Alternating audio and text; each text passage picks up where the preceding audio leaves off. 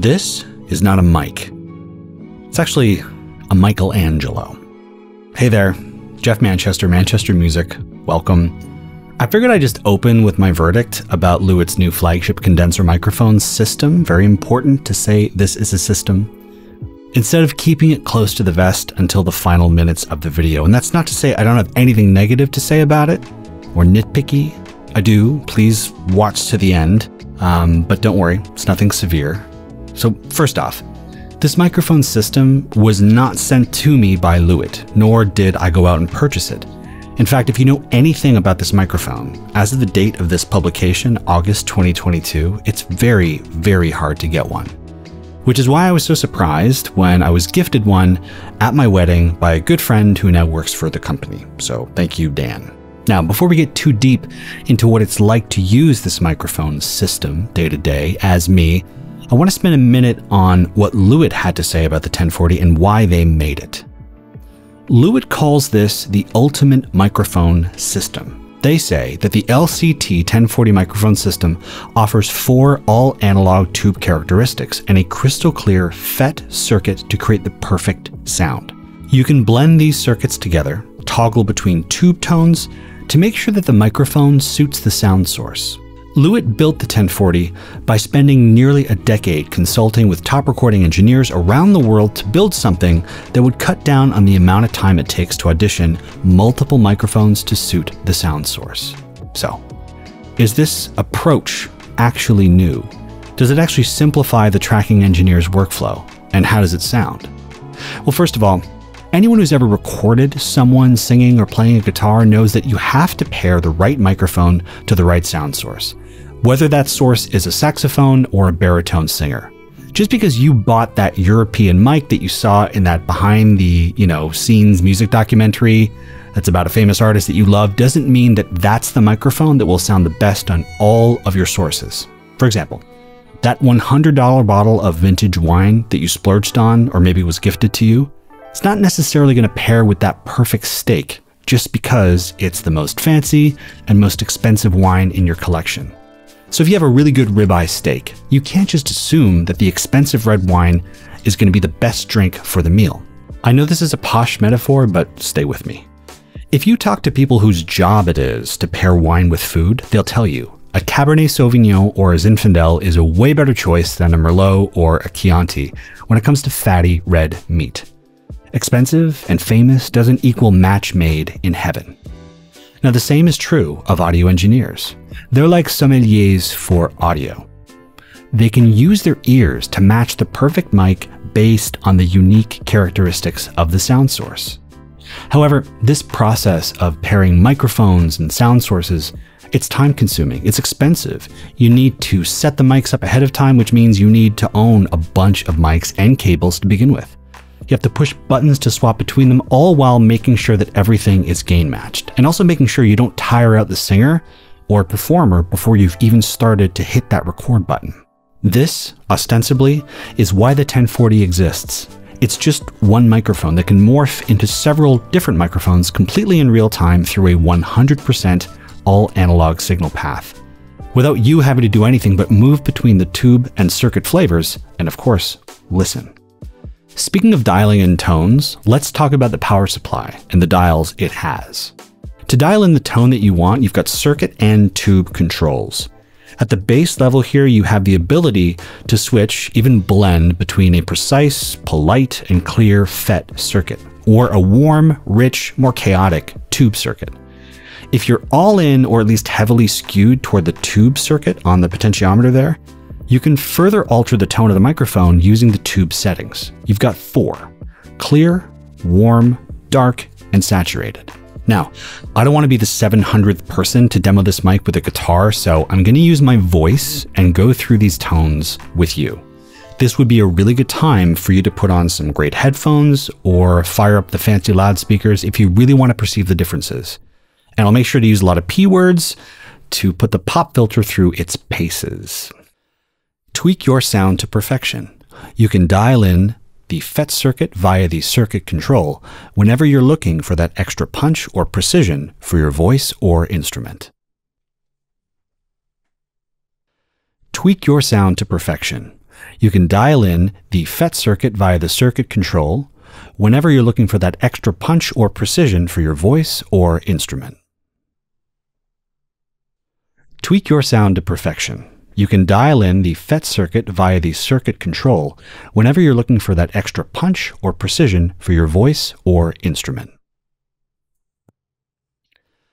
Tweak your sound to perfection. You can dial in the FET circuit via the circuit control whenever you're looking for that extra punch or precision for your voice or instrument.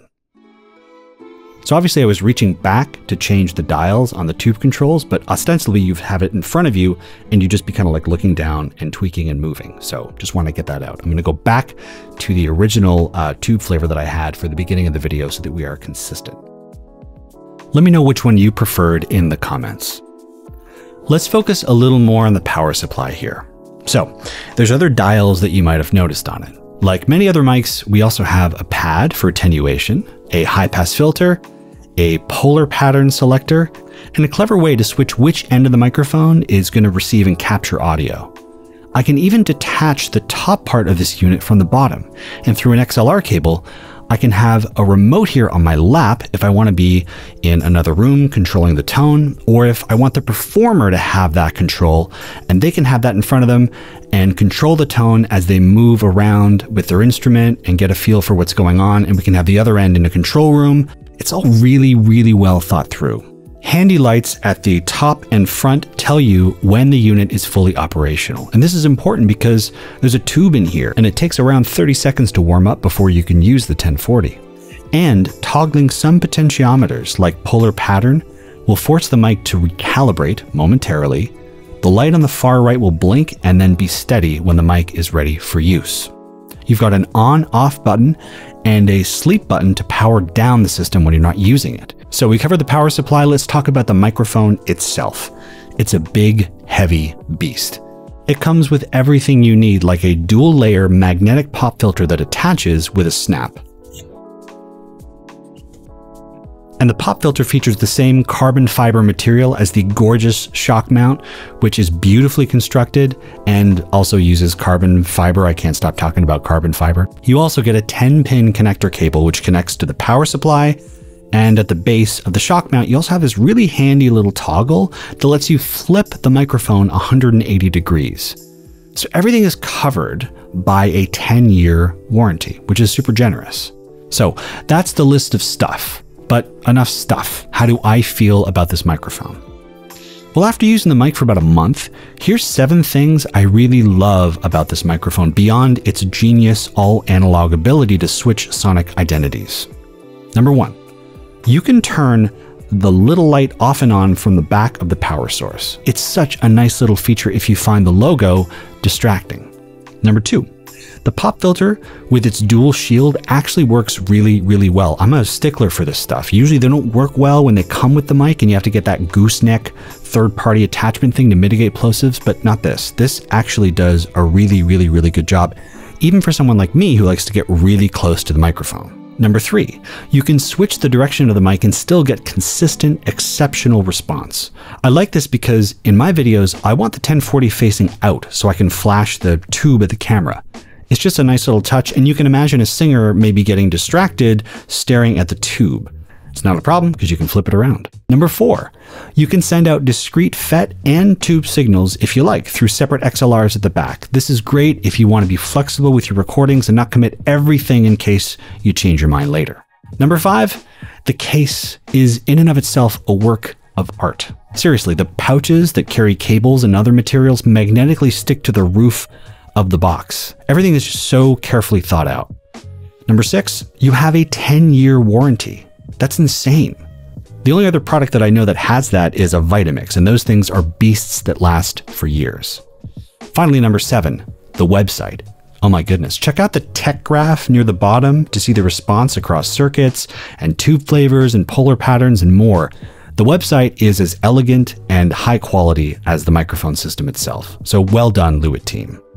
Switching gears though, here's a couple nitpicky things I wish were different about this mic after using it for some time. It takes about 30 seconds to warm up the tube, but the sleep option on the back doesn't always mean you won't have to wait again before you can start using it. I thought the sleep option would obviate the need to wait for things to warm up again, so I didn't need to power the thing on and off every time I went from not using it to using it. But sometimes sleep wakes it up. Other times, when I wake it up from sleep, it still equals nearly the same amount of time, of waiting time that is, as turning the power supply completely off to on. It's a small thing, but it's a strange thing. Another issue is the way that the power supply's options are displayed. In rack-mounted gear, you've got potentiometers, buttons, and metering that faces you directly, so it's easy to see what you're affecting. Due to the design of the power supply and where you place it on the desk or console, it can be difficult to see what you're affecting in the same way as rack-mounted gear. For example, the tube options, arguably the potentiometer you'll use the most, is the furthest away from the engineer or artist. Luckily, its potentiometer, like all the others, it's stepped, so you don't have to necessarily see where you are in the clear to saturated parameter ladder of options, if you will. You can just count and use your ears, but it's still a little issue I ran into. Ideally, you'll want to have this thing close to you or just next to the keyboard if you plan on moving the parameters a lot when you have a singer or a performer in the studio. But the reality of your studio setup space might dictate where you put this thing, and it could be difficult for you to place the power supply in a place that you can see the options really clearly. Again, very nitpicky, but let's be fair. Another thing is that changing some parameters will leave you waiting for the power supply to calibrate to your decisions. It's not a big deal, and the handy lights will signal when the mic is ready to be used again, but it's a little speed bump. Another thing that's noticeable is just how heavy this microphone is. Even my Hercules mic stand struggles with this guy a little, so making sure that the feet of the mic stand are in the optimal position to prevent tip over might be important if you're going to get one. Now let's talk about competitors. Lewitt certainly isn't the first to create a microphone system that can switch personalities. Similar microphone systems include Slate's virtual microphone system or the Townsend Labs Sphere microphone system. The difference with those competitors and the LCT 1040 is that the microphone morphing that they achieve is through digital signal processing using software. Nothing analog is happening to morph between sounds. So with those guys, the physical microphone is where the analog stuff begins and ends. Not to mention that the LCT 1040 has a lush tube and clean FET circuit you can switch between or blend. The Slate mic is just a FET circuit, and the Townsend uses a precision op-amp based circuit. Furthermore, modeling famous microphones like Slate and Townsend do is a complicated affair because, for example, my Neumann TLM-103 might sound different than the one that Slate or Townsend modeled. This is because manufacturing tolerances are never airtight when microphones are mass-produced or even made at a boutique level. So two TLM-103s might have slightly different sounds to them. Not drastically different, but a little different. In other words, does your 103 emulation sound like the classic 103? Or does your 103 emulation just sound like the one that Company X, Slate, or Townsend modeled? It gets really freaky when you start to wonder, what does the sound of a classic microphone even mean anyway? Anyway, the other advantage to the 1040 over software-driven modeling solutions is that you don't have to constantly update the thing. The amount of times I've had to update SonarWorks' Sound ID reference software before I could use it is maddening. In the last 3 months, I've had to wait so many times before I could play audio back from Apple Music because Sound ID now handles my audio output and needs to undergo constant update after update. It's so annoying. And it makes me really happy that this thing is software free. An all analog system just works when you power it on. And Lewitt even gives you these handy little recall sheets to remember which settings worked great the last time you tracked someone. Though I'm sure a little picture on your iPhone will also suffice. In the end, it's a Michelangelo. The 1040 is incredible. It's maybe a little overkill for someone like me, but I'm also someone who cares a lot about audio quality. From the treatment in my room to the loudspeakers in the room, all the stuff in the room, it's really nerdy, it's really audio quality obsessive, and it's something that I'm passionate about. So that's not to say that you can't get quality audio capture using a cheaper microphone, especially one from Lewitt, like the one that I used prior to this, the 540S. You've even got quality all the way down to the LCT 240 Pro. After all, the same testing facilities and components are used up and down the microphone range. But I have to say, it's really nice to know that if I want to record a singer, a guitar, a violin, whatever, I have the potential to get great results with just one microphone system instead of having to build out an expensive microphone locker. Again, it sounds amazing, and I'm happy that this is a company whose design and product philosophy appears to be rooted in the same principles that promote new forms of culture, i.e., not trying to sound like something else or something that came before. It's about being unique. I think as audio engineers, we should obviously respect the past, but embrace the future. Coveting older gear is fine, but this is the 21st century. Why do we always look back? Why are we obsessed with the past? I think it's important to be open to new technologies that save you time, that help you do something more efficiently, and that's what this thing is all about.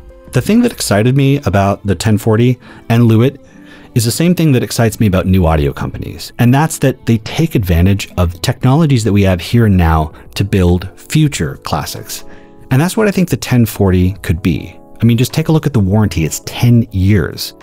To me, that warranty is a symbol of how confident Lewitt is in their belief that this thing is special and built to last. Anyway, if you're curious about Lewitt, you can check out the links in the description. You can even see a little review I did on the 540S, which you can watch here. Thanks for watching, and I will see you as ever in the next one. Bye.